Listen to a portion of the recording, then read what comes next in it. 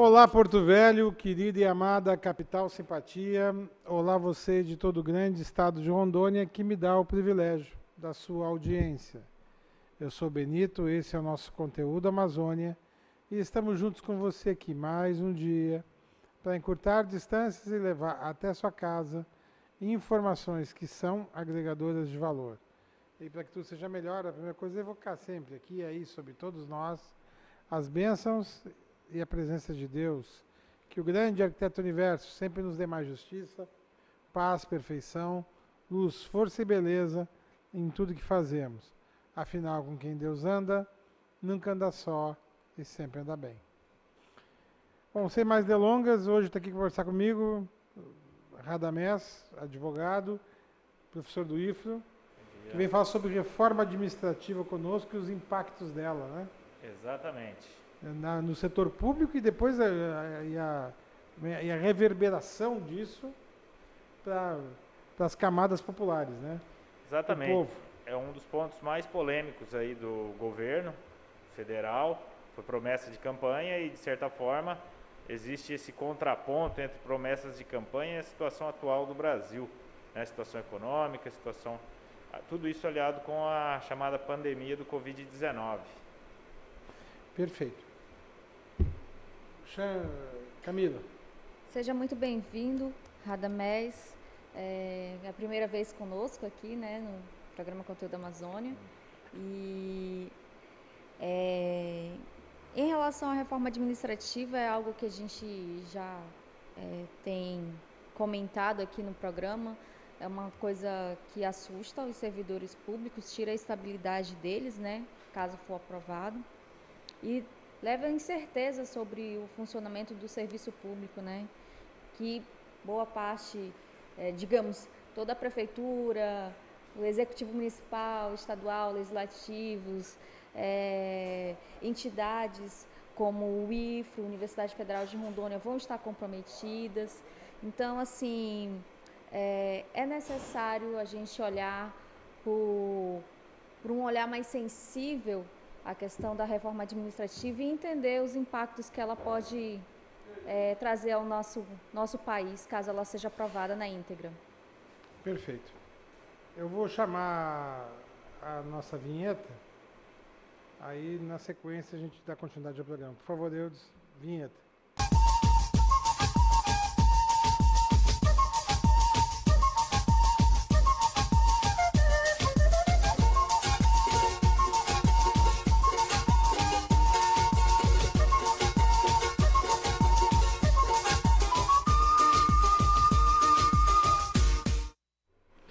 Bom, vamos lá. Resume para mim, tá? A grosso modo, a princípio, para ser introdutório da nossa conversa, o que será a reforma administrativa? Bom, posso começar? Não. Aqui.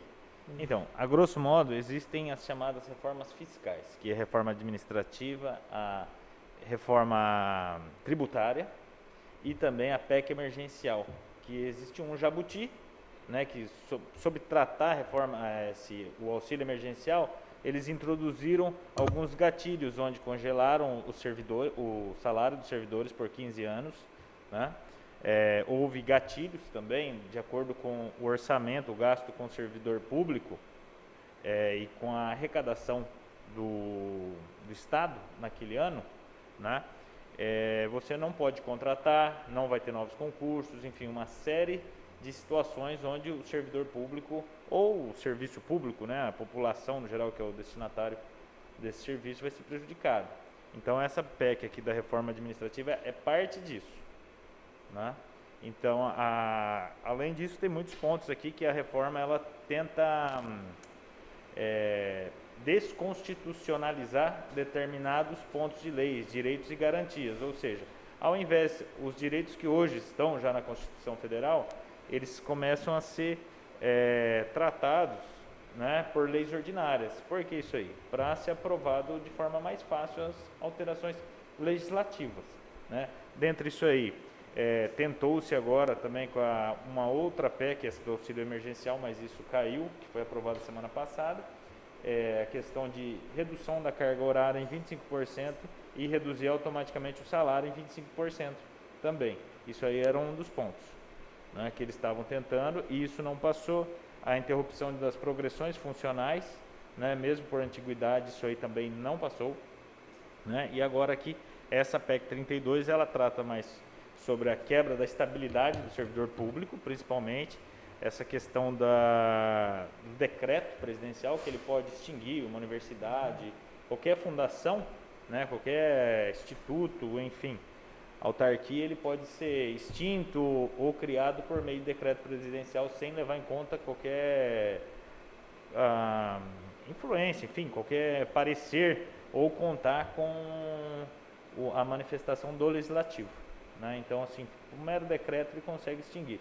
E tem outros pontos sobre lei de greve, né? Várias situações onde o servidor público, direitos já alcançados há algum tempo, foram regredidos, né?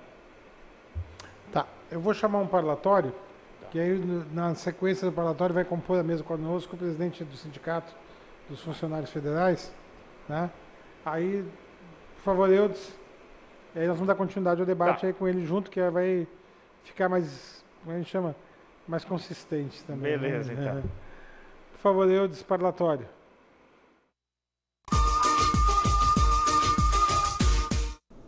Olá, empreendedor! Eu sou o advogado Sandro Freitas e este é mais um vídeo do quadro Este é o Seu Direito.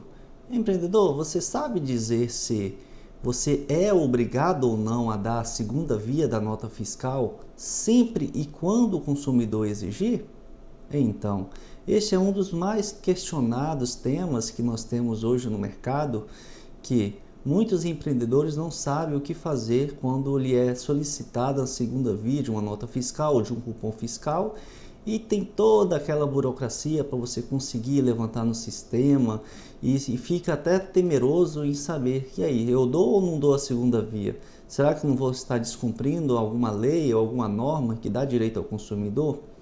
Então, vejamos, o Código de Defesa do Consumidor não prevê em nenhum artigo seu que é dever do empreendedor dar a segunda via de nota fiscal.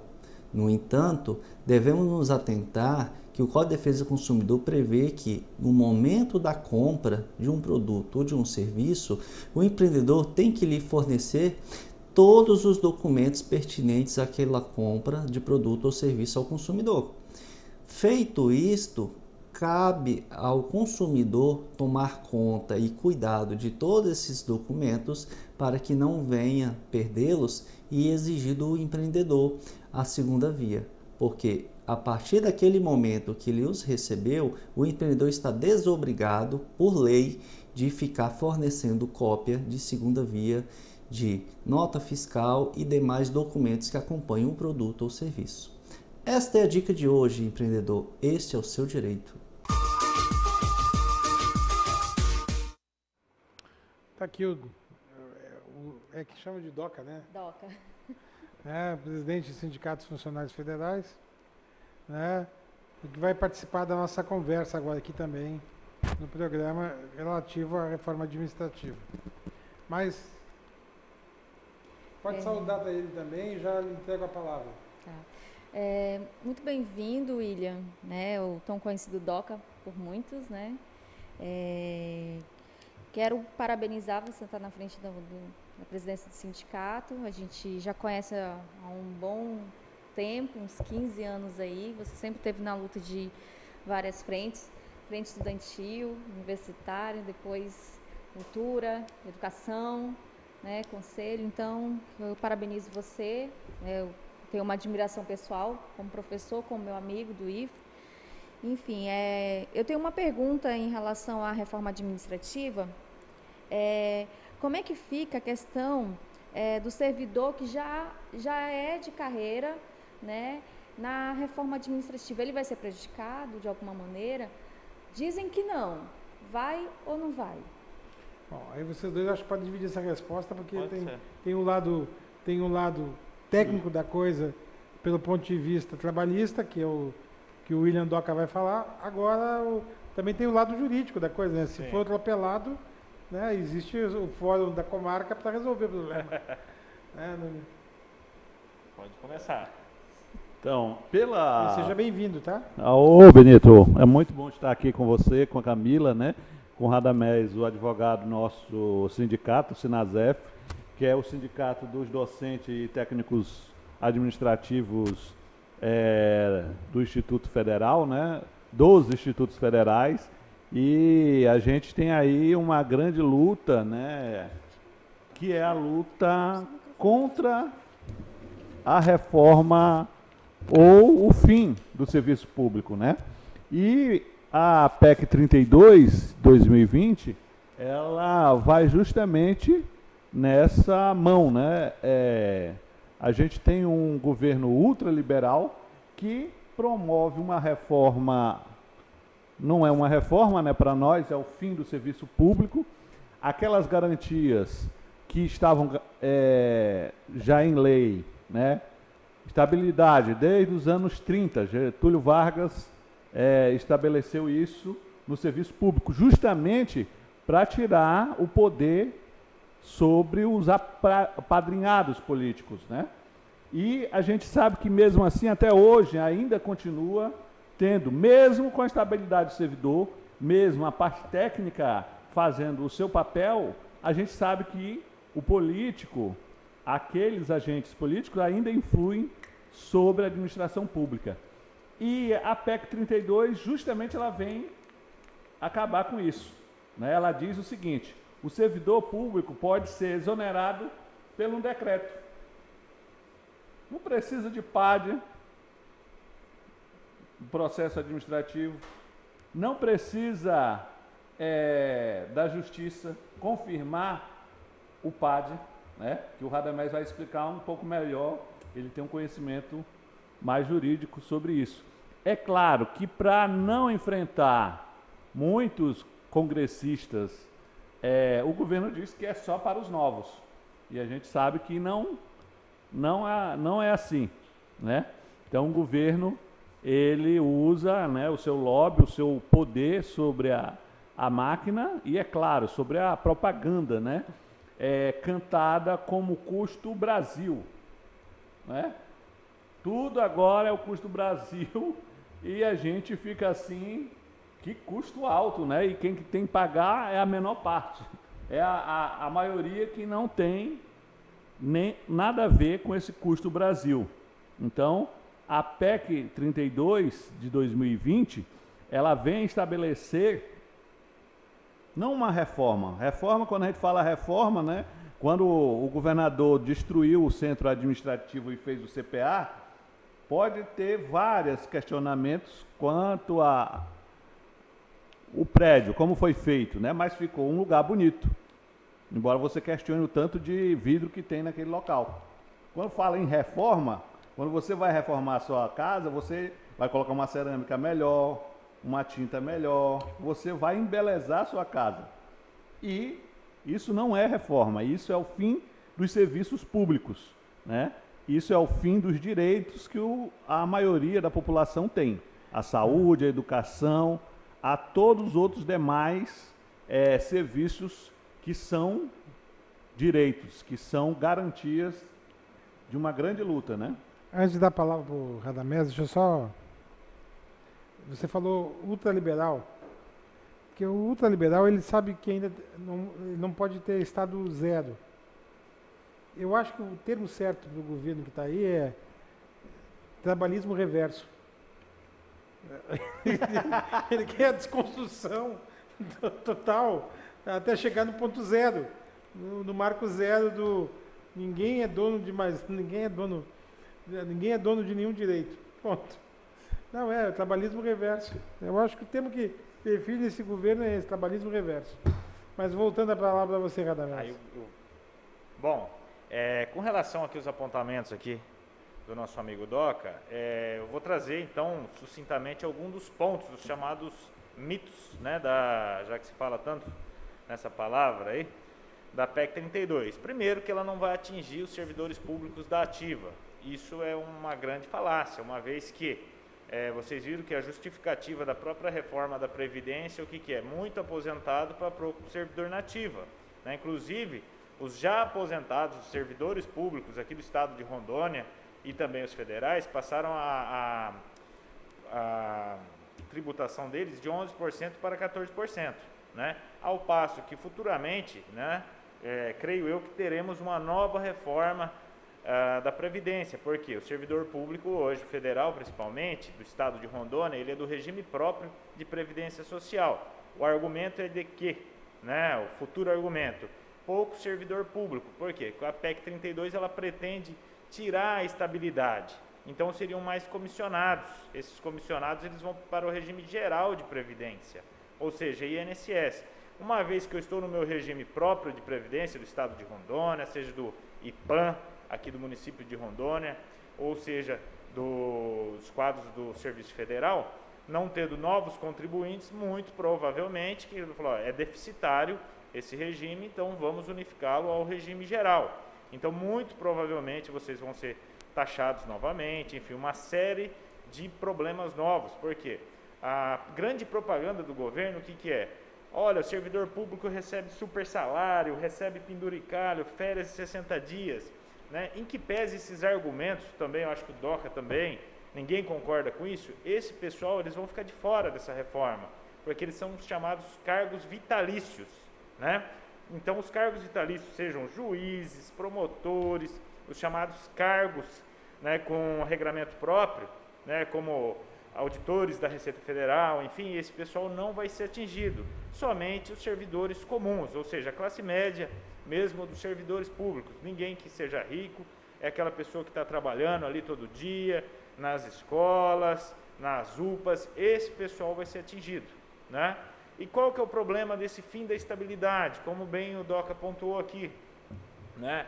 É uma garantia que já tem, ao longo dos anos, ela não é absoluta, tanto é que ela foi reforçada na Constituição Federal, porque ela evita o patrimonialismo, que é o quê?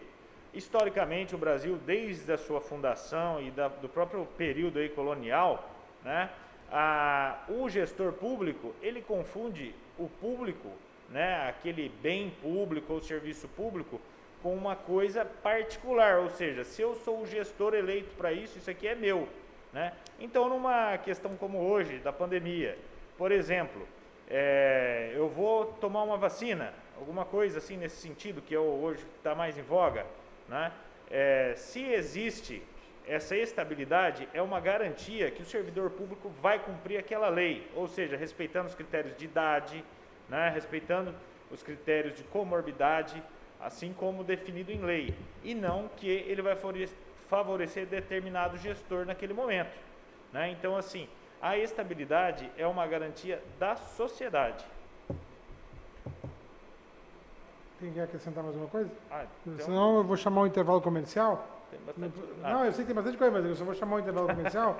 Aí no próximo bloco a gente dá continuidade no debate, tá bom? Tá bom. Continue conosco, é jogo rápido. É no lá. Outro cá.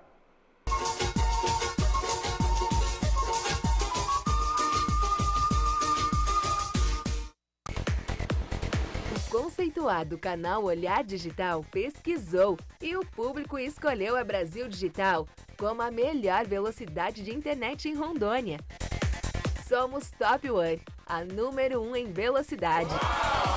Aproveite a promoção para celebrar este prêmio. 400 MB por R$ 149,90, mais Super Wi-Fi. Brasil Digital, você conectado.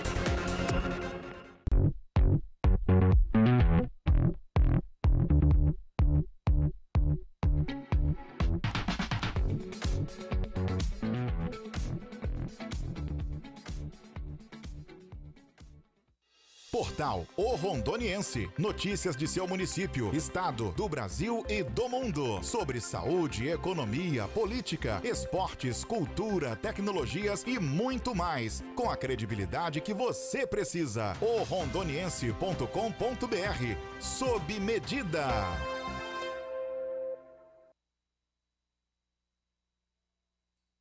Você precisa cuidar da sua saúde. Está sem plano e cansado de ter que esperar? Venha para a Sol Saúde, próximo à Praça da Pirâmide, com as principais especialidades médicas, exames laboratoriais, com toda a atenção e agilidade que você precisa. Afinal, saúde é coisa séria, não é mesmo? Sol Saúde, atendimento popular para toda a família. 3213-0163. E estética Mãos de Fada. Depilação, designer de sobrancelha, extensão de cílios, limpeza de pele, clareamento íntimo, axilas e tratamento para a estria. Avenida 7 de Setembro, 6158, bairro Igarapé.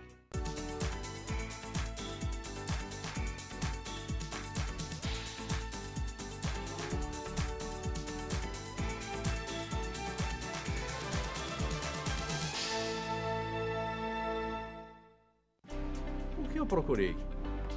Tecnologia avançada. Método personalizado.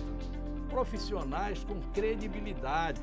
Hospital de Olhos Veloso, o maior centro oftalmológico da região. Há mais de 3 décadas investindo em profissionais, estrutura e inovação em Rondônia. O objetivo é a qualidade de vida de seus pacientes. Diagnóstico e tratamento com excelência. E você? O que você está procurando? Hospital de Olhos Veloso.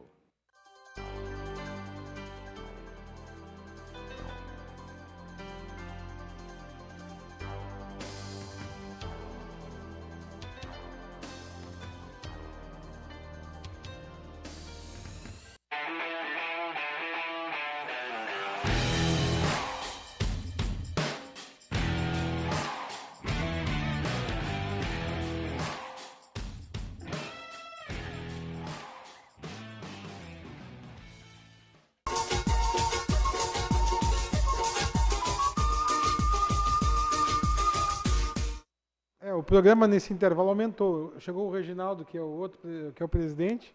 Tem o outro lá que é o... Ele é o vice, ele é o secretário-geral. Mas dá quase a mesma coisa. Né? Que é o Doca, William Doca. Né? Estão todos aqui para falar da reforma administrativa. Mas eu te interrompi, você pode voltar ao ponto. Seja bem-vindo aqui ao programa, tá? E agora eu vou ouvir seu comentário depois da sequência dele. E aí a gente vai levando o programa. Não, deixa ele comentar primeiro. A não ser que você quer fazer uma saudação especial. Eu agradecer o espaço, tá. Muito agradecer muito o espaço, em nome do Sinasep, os professores e os técnicos administrativos do Instituto Federal de Rondônia. Aqui é bem-vindo. Bom, retomando, com relação à estabilidade, eu vinha falando, não é um benefício, não é um favor para o servidor, enfim, é uma proteção da sociedade. Que o quê? Que o servidor estável, você pode ter certeza que ele está ali para cumprir a lei, ele vai ter as condições dele cumprir a lei e não a servir determinados caprichos dos governadores, enfim, prefeitos e próprio presidente do momento, né? Então, assim, a estabilidade, ela garante, né, o cumprimento da lei, tá? Então, assim, existem já pesquisas que elas retratam justamente isso aí, que os locais onde há mais servidores comissionados e poucos servidores estáveis, os serviços públicos são piores, né? Nesse sentido, onde mais existem servidores de carreira, servidores regularmente concursados, né? Esses serviços são de qualidade. Então, sob a nossa ótica, eu acredito que da ótica da sociedade como um todo, né, a estabilidade é justamente para coibir essas vantagens, né, que muitas vezes algum gestor mal intencionado ele pretende ter. Então esse é um dos pontos mais polêmicos dessa reforma. E também existe em outras situações aqui essa questão que promete resolver a vida fiscal do Brasil, né? Mas vocês sabem, já tivemos inúmeras reformas até agora, não houve o crescimento esperado, né? O nosso governo aqui, um dos pilares dessa reforma, o que é? A subsidiariedade. Que quando a iniciativa privada ela detém o poder, quando ela não consegue, o Estado ele entra como ente subsidiário. Esse princípio ele apareceu a primeira vez lá na Carta de Lavoro, né? Que vocês devem saber que ela foi editada pelo Benito Mussolini, uma figura histórica mundial. Então, assim, o Estado é muito fácil, por exemplo, nessa questão, voltando à situação da pandemia, a gente saber que os laboratórios querem vacinar. São Paulo, Rio de Janeiro, Porto Velho, aqui propriamente dito, é simples, é lucrativo. Mas existem localidades como Costa Marques, locais mais afastados, que o único meio de vacina é uma lanchinha da Marinha, né, um barco hospital, enfim. tudo do serviço público. Então, ao final, sempre, né, como a administração pública, ela, dentre os seus princípios, ela não pretende obter lucro, mas o bem-estar social previsto na Constituição Federal. Então, assim, sob a nossa ótica, essa reforma também, ela não só atenta contra a estabilidade, contra as garantias do servidor público, mas a sociedade como um todo. Por quê? Porque há o sucateamento inequívoco dos serviços, né? Essa questão da pandemia está bem clara, é um exemplo que a gente sempre dá. Por quê? Porque os serviços públicos, muitas vezes a gente viu a questão da crise do oxigênio, né? Que tivemos muito problema e não tínhamos infraestrutura, nada. Quem é responsável por isso deve ser o Estado, né? É para isso que a gente paga imposto. No Brasil se paga muito imposto, principalmente de uma forma que ela não é equânime, ou seja, ela não é justa, né? Para um servidor público aqui, ou você que ganha um salário mínimo na sua casa, você acaba pagando em determinadas situações ou operações financeiras quase o mesmo imposto que uma pessoa, vamos dizer, com um padrão de renda extremamente elevado. Então, sob a nossa ótica, essa reforma está sendo de uma forma muito distorcida, até porque o objetivo dela é o ajuste fiscal. E dessa forma a gente entende que não está sendo atendido esses aspectos que o governo pretende. Quer comentar, presidente? Não, eu tenho colocado sempre sobre a reforma administrativa que o que nós temos que discutir é o Estado necessário que precisamos, que tamanho o Estado precisa ter para atender a população, né, de maneira com qualidade, que possa realmente prestar um serviço público para que a sociedade tenha de volta o imposto pago. Então, é muito comum, né, nós termos maus exemplos no serviço público. Mas agora nós estamos vendo que o serviço público ele é essencial, porque se não fosse o SUS, nós não teríamos como ter uma vacinação acelerada. Nós não vimos a iniciativa privada, nesse momento, investir na produção de uma vacina. Quem fez isso foram as entidades públicas, os entes públicos. Não é nada contra a iniciativa privada, mas é que ela tem seu fundamento, né? Ela tem a sua finalidade, ela busca ali uma lucratividade e está correta. No serviço público, nós temos atendimento à sociedade. Então, naquele momento, a sociedade precisava disso, dessa vacina, e não teve esforços para que nós possamos desenvolver essa vacina. Outro exemplo, e eu posso falar muito bem, porque eu sou oriundo de escola pública, estudei minha vida inteira só escola pública, é do Instituto Federal de Rondônia. Vamos pegar os indicadores do Instituto Federal de Rondônia. O que tem no Instituto Federal de Rondônia? Né? Nós temos um salário, de certa forma, ok, nós temos uma infraestrutura muito interessante, e a qualidade foi lá para cima, porque nós temos comprometimento com a sociedade. Né? Os professores, os técnicos administrativos têm comprometimento com a sociedade. Então, nossos indicadores são muito interessantes comparado a outras entidades públicas, mas porque nós temos estrutura. Então, o que eu estou querendo dizer é que, quando você tem estrutura, o serviço público prestado à sociedade volta muito ok. Né? Qual é o instituto hoje, qual é a educação, a escola, qual é a faculdade que tem uma estrutura igual ao do Instituto Federal, que desenvolve pesquisas igual à Universidade Federal de Rondônia? Então, nesse quesito que nós temos que pensar que, dando condições, o servidor público presta, sim, um serviço muito interessante à sociedade, né? E faz os impostos voltar. Com a reforma administrativa, esse comprometimento de ter que prestar um serviço de qualidade à sociedade vai ficar muito controverso, porque pode chegar um chefe lá e eu não vou ter o poder de negociar com ele, porque eu não vou ter mais a minha estabilidade. Eu vou ter que, de certa forma, me submeter a ele. Bom, o William, concluindo. Então, a gente é contra essa PEC, né, a PEC 32/2020, e a gente vê que a gente tem que buscar, como o Reginaldo falou, um novo desenho para o Estado brasileiro. Né? Como diz alguns políticos, mostre aonde o Estado cresceu, a economia cresceu sem a força do Estado. Não tem. Então, a gente precisa na verdade, é de um novo desenho de Estado. Concluindo, recomendo a todos que pressionem o seu parlamentar. Existe a Frente Servir Brasil, que é a Frente dos Servidores Públicos no Congresso.